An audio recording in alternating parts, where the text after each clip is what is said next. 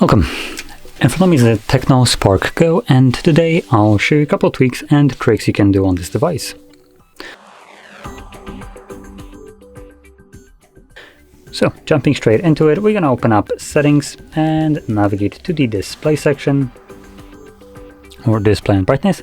And in here I'm going to start off with a dark theme. So here we have a toggle for it. You can obviously turn on the dark theme, turn it off, but also when you tap on the actual text right here, it will give you an option to set it up as a schedule. Obviously, when selected, you can have it set on a custom timer or from sunset to sunrise, and this will make it so the device will switch between the modes depending on the time of day, which is a pretty neat option. Now moving on to the next thing, it's going to be the status bar network, which is also under the display and brightness. And personally, I just like a more clean look of the device, and I don't really care about the network speed, which is visible right here. So you can turn it off right here at the bottom of display brightness section, and this will just hide it away. Now moving on to the next option, it's going to be the themes right here, which is in the main settings, a little bit lower, themes and a lock screen, and you have my themes. Now by default you only have the iOS one, but you can go to the online and check out the entire store of themes. There are free ones, as you can see, but there is probably ones that are paid as well. So keep that in mind, that not every one of them will be free, assuming we have a label for free. If all of them would be free, this wouldn't be needed. So keep that in mind.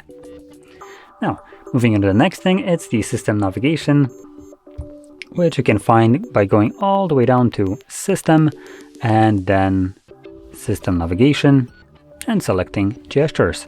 This will remove the navigation bar from the bottom and substitute it for Gestures.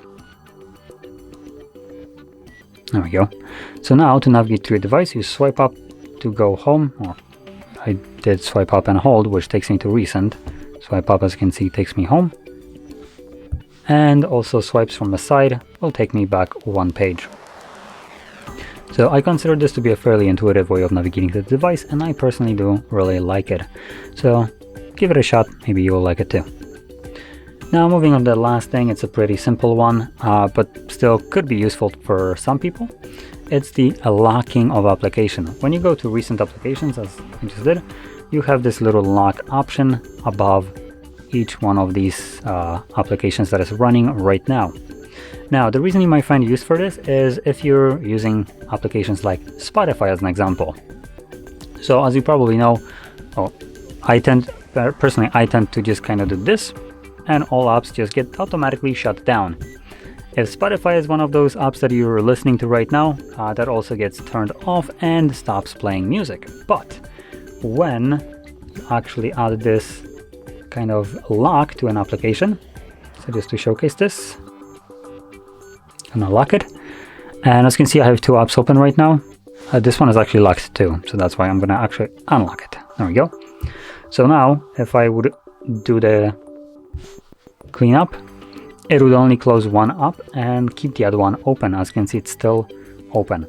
So if you lock apps like Spotify as an example, you close off all the other applications apart from the ones that are locked, which if Spotify is one of them, it will stay open and continue to play the music and be unaffected by you just closing up any other application, which is a pretty nice thing, and it's something that I recommend utilizing if you tend to use some kind of app frequently, and also that app is affected obviously by you closing it. So like I mentioned, Spotify for me is one of those apps.